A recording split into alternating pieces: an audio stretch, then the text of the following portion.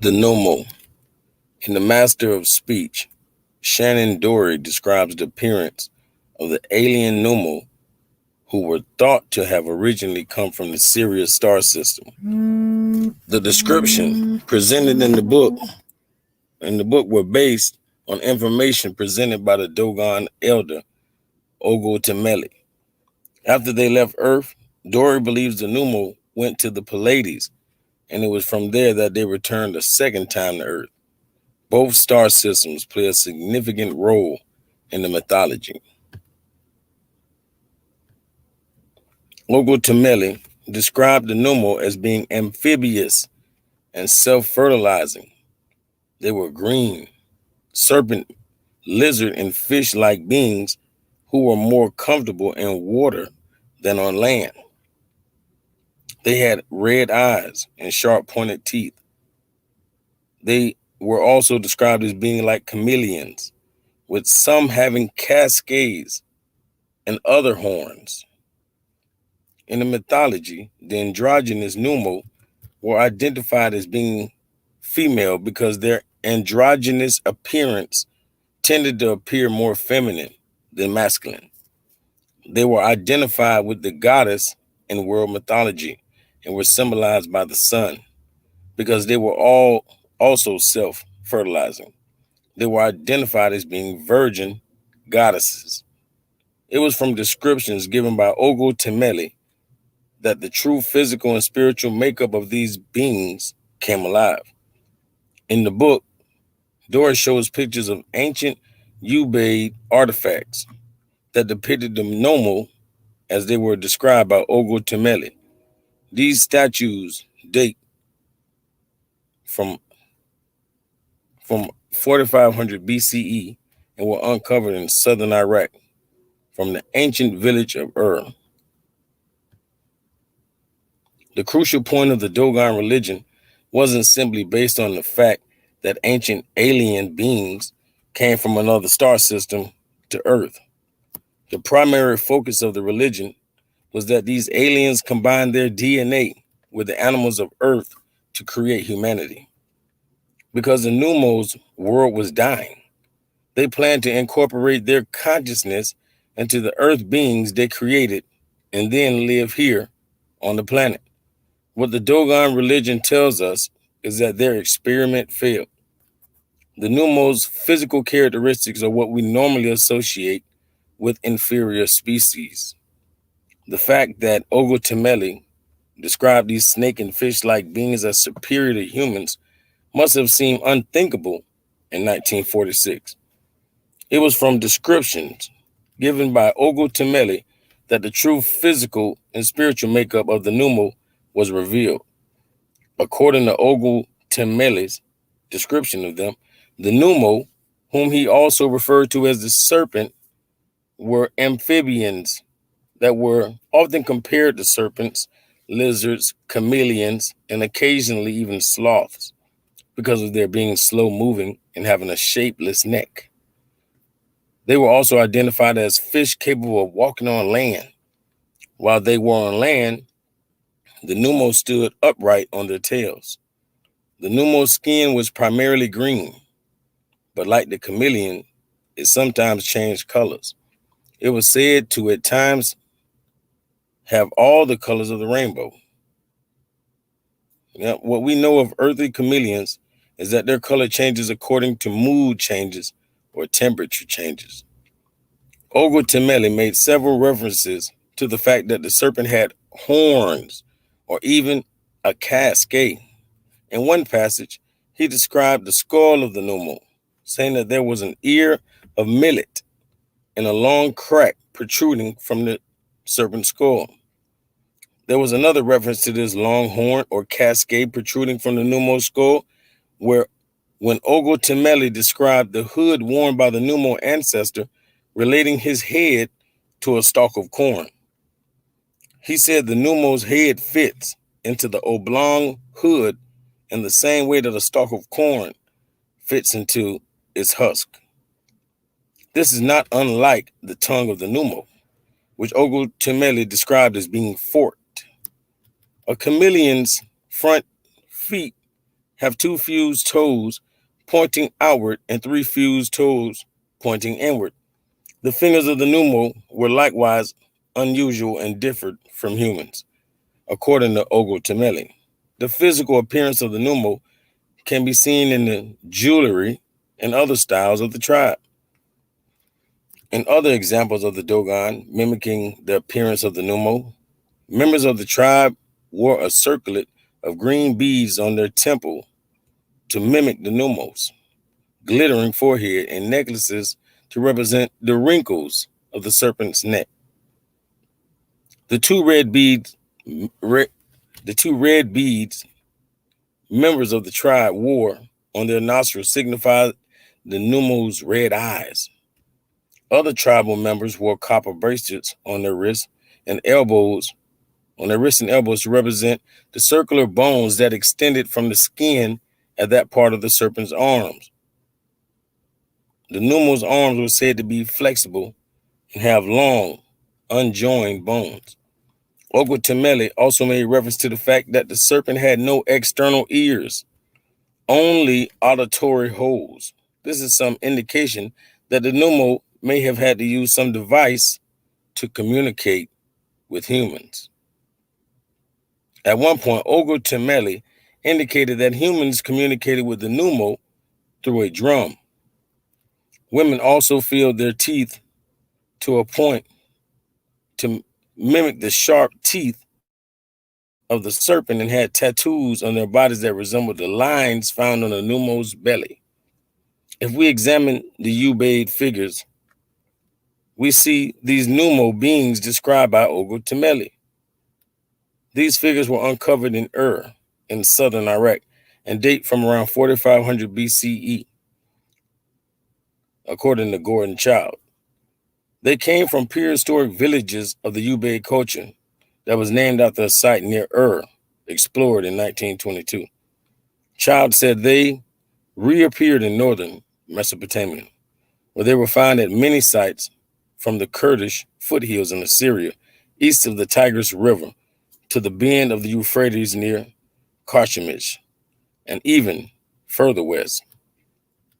The British Museum also exhibits other figures that look almost identical to these. One is a terracotta figure of a lizard woman suckling a lizard child. She is described by the museum as a lizard figurine. The lizard figurine from the British Museum clearly reveals the creature has a fish tail. The fact that statues resembling descriptions of the Numo have been uncovered in the Middle East would suggest the Numo traveled to other places on Earth besides Africa. A similar figure on display in the Iraq Museum in Baghdad is referred to as a serpent goddess or mother goddess and is from the Proto-Literate period, 4000 BC. The statue in the Baghdad Museum has been damaged and the bottom is missing, but it does have the same lines on the belly described by Ogotemeli. It also has the bump-like markings at the shoulders joints that were described as circular bones extending from the skin. This is significant because in Egyptian mythology, the Numo were associated with Isis, who is sometimes known as the cow of heaven.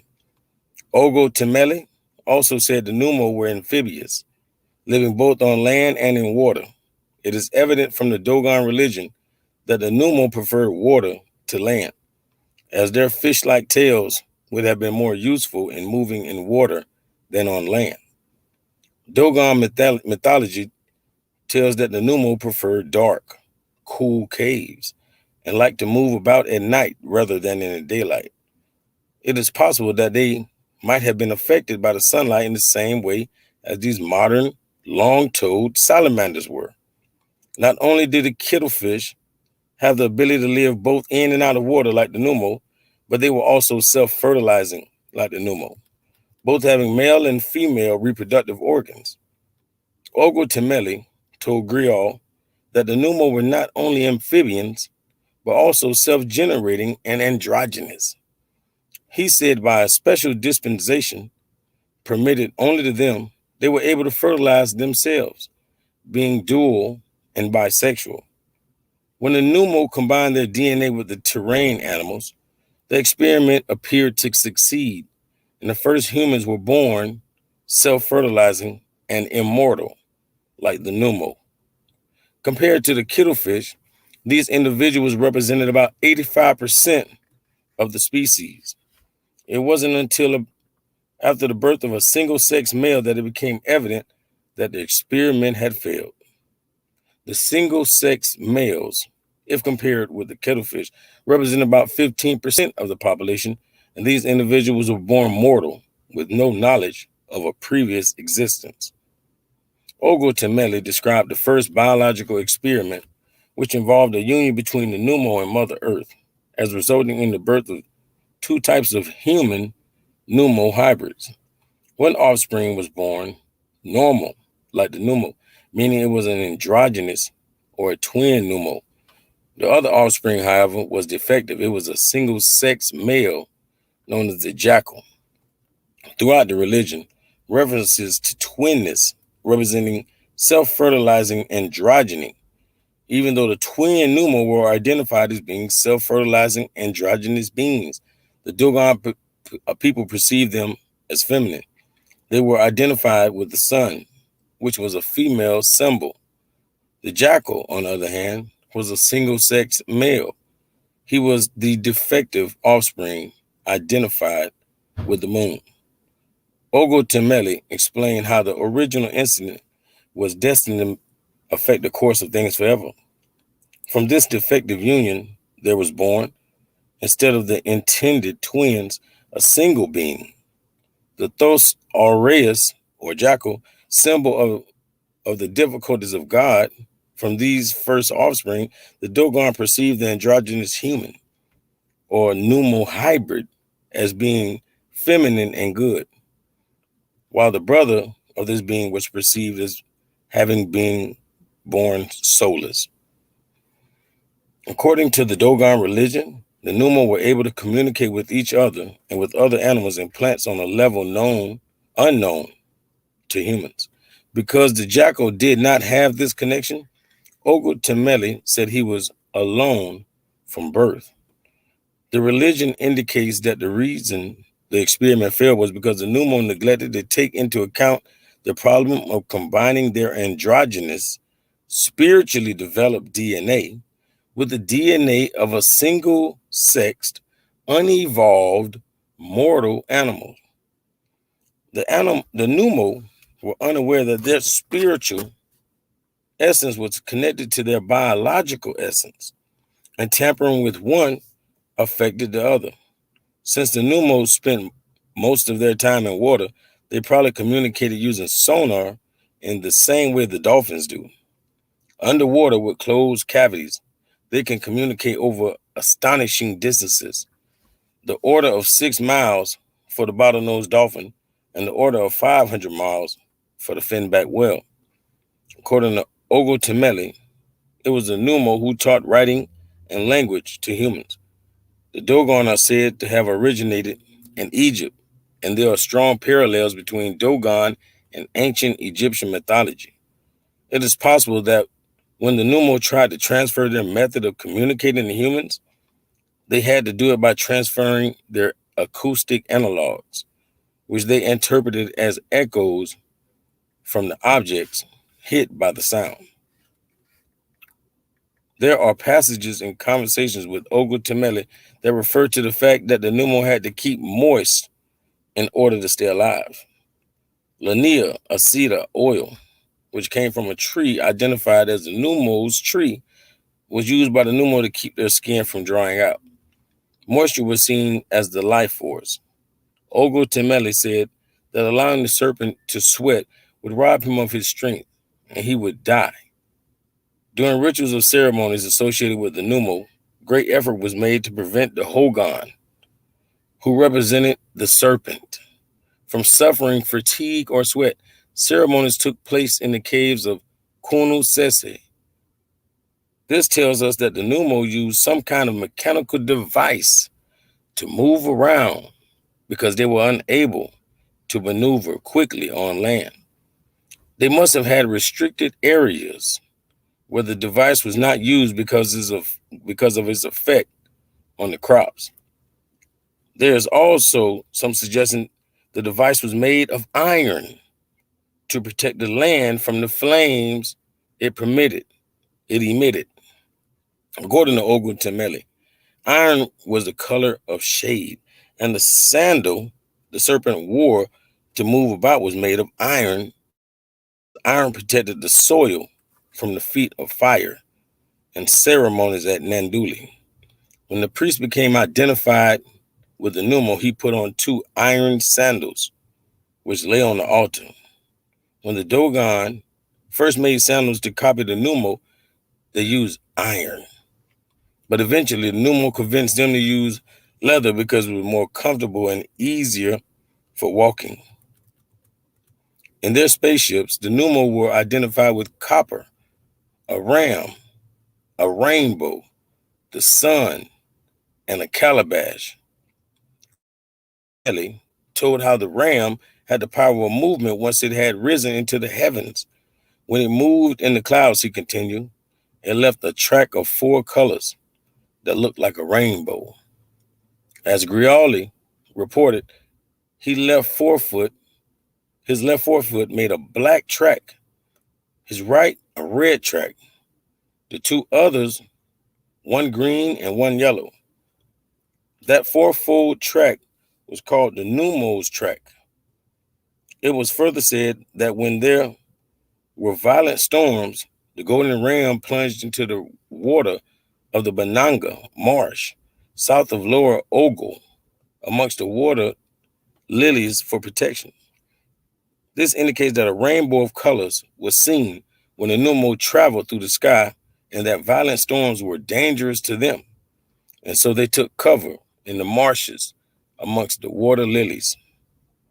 In other descriptions, the spaceships glow in a red ball of light, and there is tubing or piping circulating or curling around the outer top of the craft. This tubing contained either water or liquid copper, and apparently looked like the horns of a ram, which is why they were identified with rams. Since the Numo also had horns, the spaceships were viewed by the Dogon as being the celestial form of the Numo. The ship was also described as being a round red calabash that excreted liquid copper as it moved in space. It glistened with Lania aceta oil.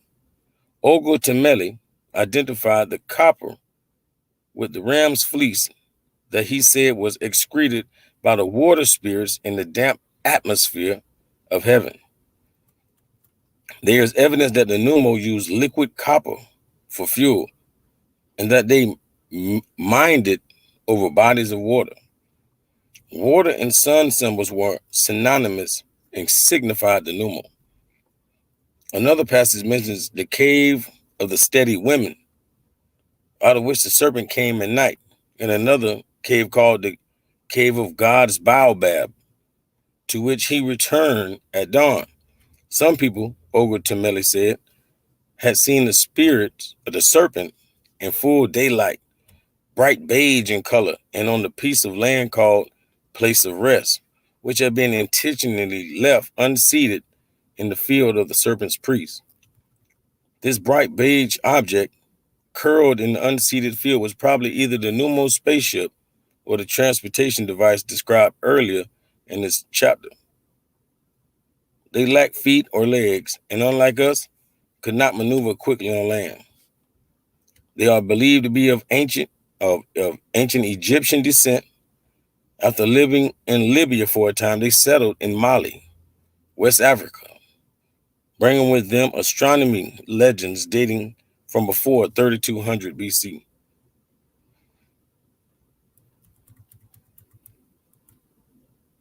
The Dogon also describe a third star in the Sirius system called Emiya in orbit around this star. They say is a single satellite.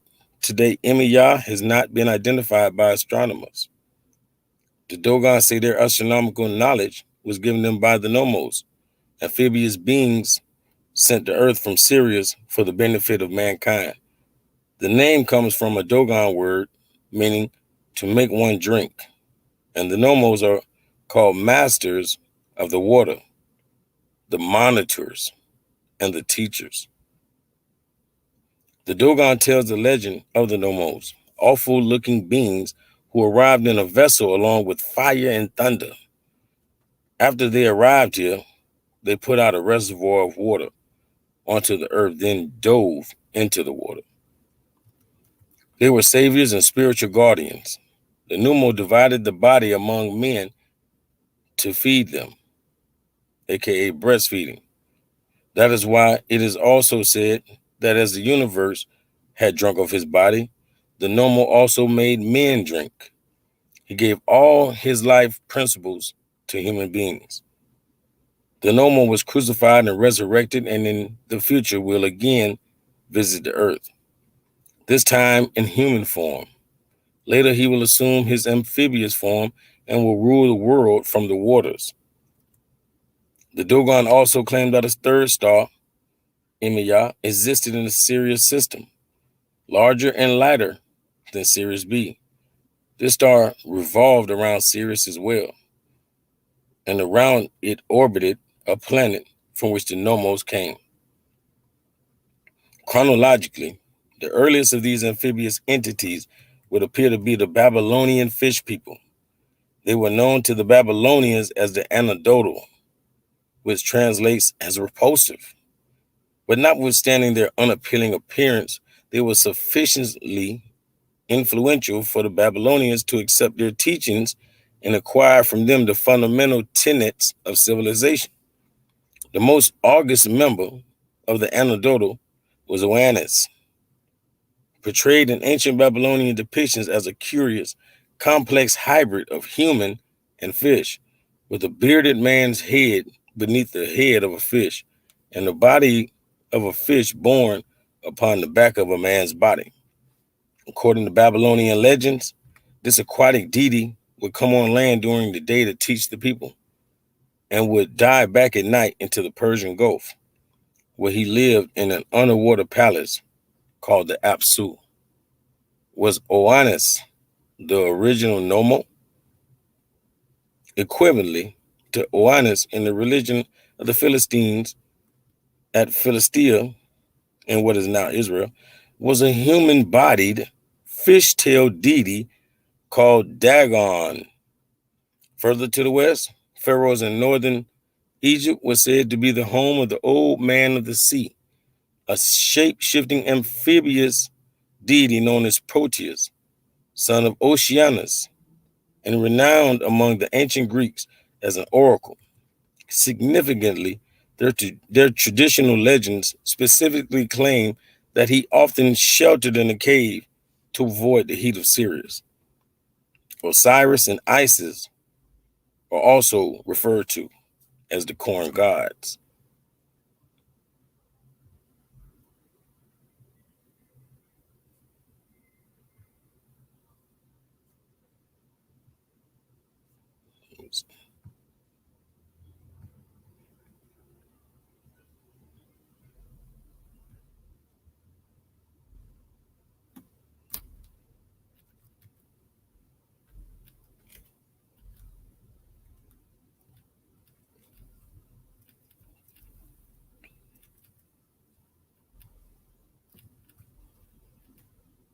Boom. In any case, I'll sum it up and maybe point us in the right direction to find out where exactly these blue reptilian aliens are from. That is the Orion sector in Sirius, somewhere around or past there. No doubt they must live on the ground, perhaps Kenya's Rift Valley being a main hideout, Antarctica another, Denver Airport, Area 51, Argentina, Sea of Volusia, Zurich, Germany. Who knows exactly, but some are key points of interest. What I think is that they actually have three eyes, two being normal and one large eye or cyclops of our myths in their forehead, that the ones born hermaphrodites are the chosen kings and queens of the blue reptilians.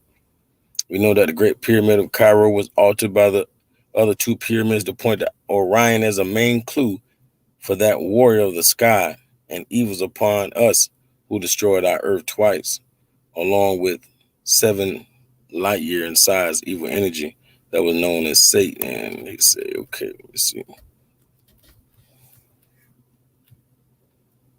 This is what I wanted to show you. Yeah, this picture is from circa 3000 BC, is when they altered Egypt's falcon with the Horus hawk. Did y'all hear that? Yeah, they altered ancient Egyptian falcon with the Horus hawk. So we talking about Neckin and Haru, which are actually like twins. What I'm getting at, and the one-eyed reptilian aliens with space helmets appear, and one of them is stabbing the woman on the right to draw her blood. If you notice on these images,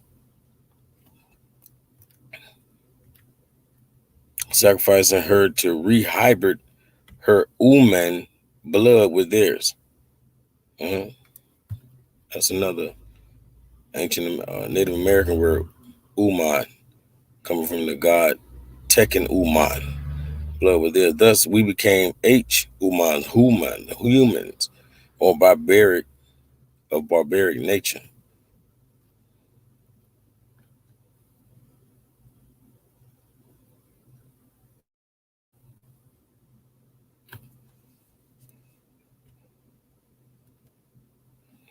The four eggs dropping either the magic orbs or four beings of the aliens as a head family. Eggs also signify sons or births, as you see, like the birds bringing the orbs or the eggs. Like they say the stork brings, life on the earth. Like, people tell the kids about the birds and the bees, so they use the stork to say that the stork brings the life, the child onto the earth. And even in the Egyptian culture, you see this orb, it could represent the sun. The goddess Nega, which is a bird, sort of like a stork. This great bird birthed the sun. The goddess Neger birthed the sun. Sort of like what we're seeing right here, how these orbs are being brought by the bird.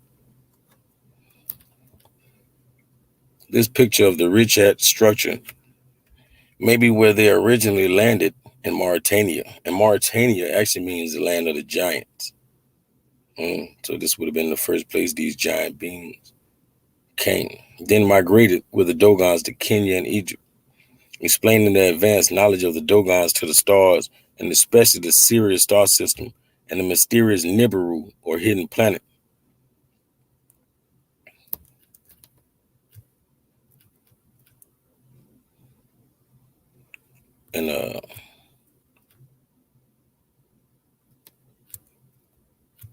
And obviously, as seen here, David Icke, he has a good reason for using the term reptilian or shape-shifting aliens. And a good researcher author like him must know a lot more than he's letting on.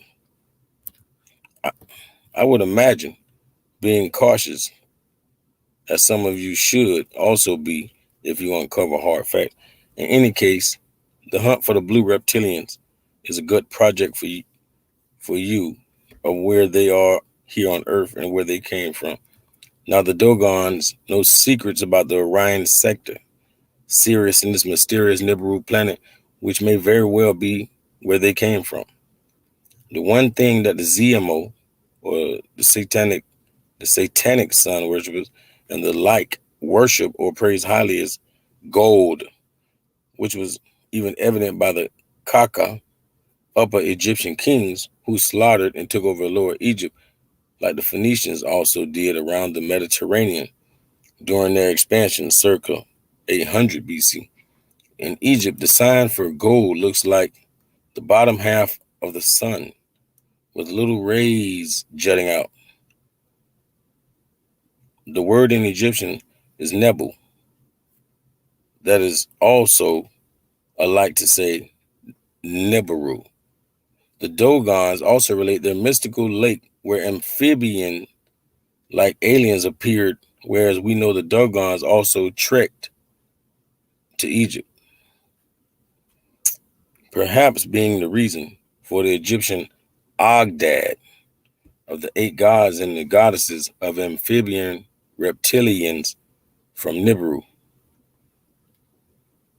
As my new Palermo stone story also, or you could look up the Palermo Stele, also reveals the Upper Egyptian Kaga kings upon their takeover of Egypt and changing the falcon of Amen, God and his wife, who preserved by Menes and Marianet, instated the horse hawk, Succa, the draconian crocodile god, which is Atum, in that particular ritual, Atum becomes Succa or Succa or Sek uh,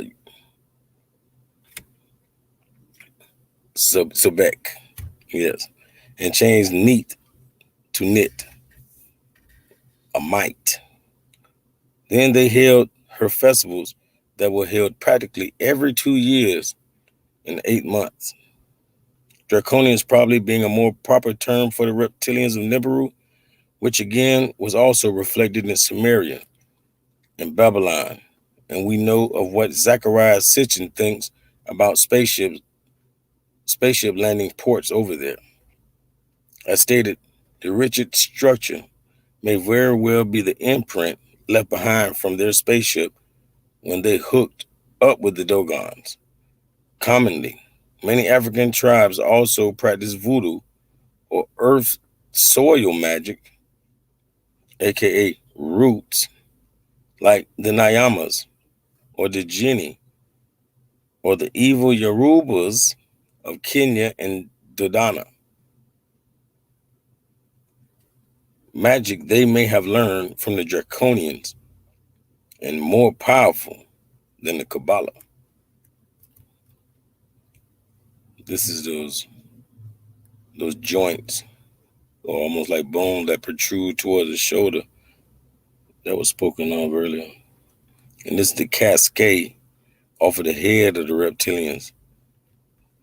The reason I say the draconian unicorn or the reptilian unicorn, this is where they're getting the idea of unicorns and rainbows and talking serpents. Yeah, the truth is stranger than fiction.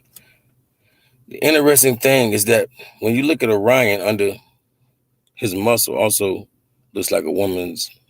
You'll notice that he is half man, half serpent, like the Greek myths portrayed. From the chest or arm up, he is a man, but under the arm, you'll notice a serpent wrapped around him. Then it looks like he fades into a tornado type tail. I'm not quite certain if he is destroying those 4 little planets with fire as his torch portrays, or if he is using the torch to repel the flying serpent and giant red reptilian with the howling jackals to protect the planets. In any case, it's an exploded nebula, like Carina. We do know that some great tragedy happened there. With the sword of Avila severing Orion's tail, shall it wander to protect other galaxies alike its own?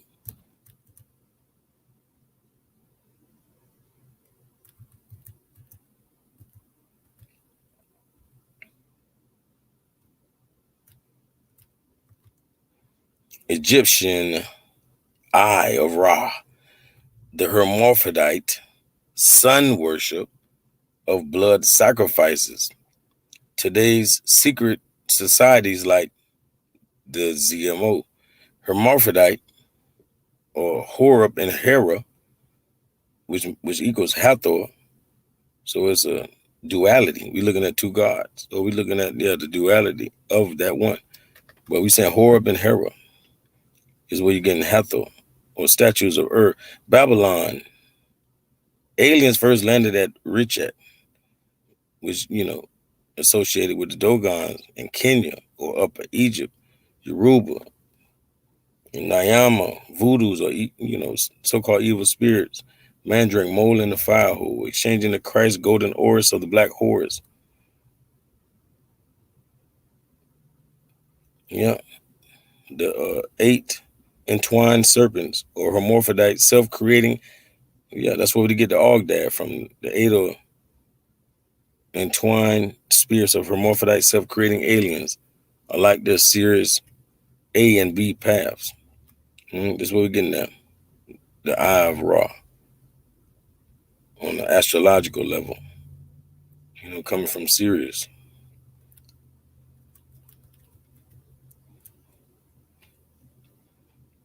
And my conclusion that there were communication devices with alien beings from the Sirius sector. Dogons, Ogdad, amphibian, reptilians of Orion. And these aliens, having no ears but rather holes, relied more on sonar like dolphins, also known as the corn gods, for the horn on their foreheads. They were self-breeding hermaphrodites who interbred but failed due to our single-cell nature. They may still exist underground, in caves, or underwater.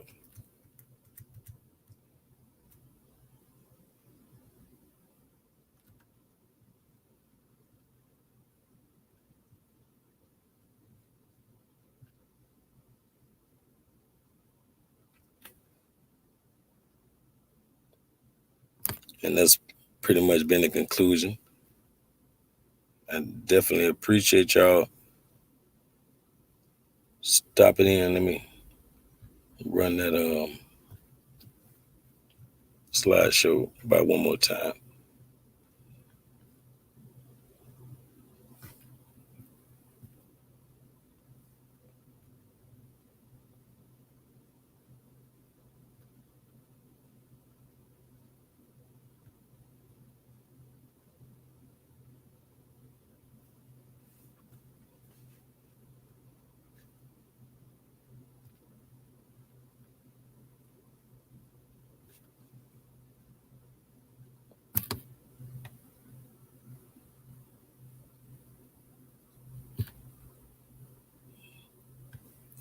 Yep, y'all looking at some images from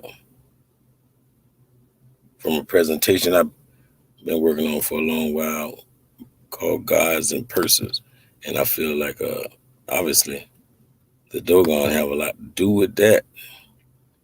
That's what we looking at all this time.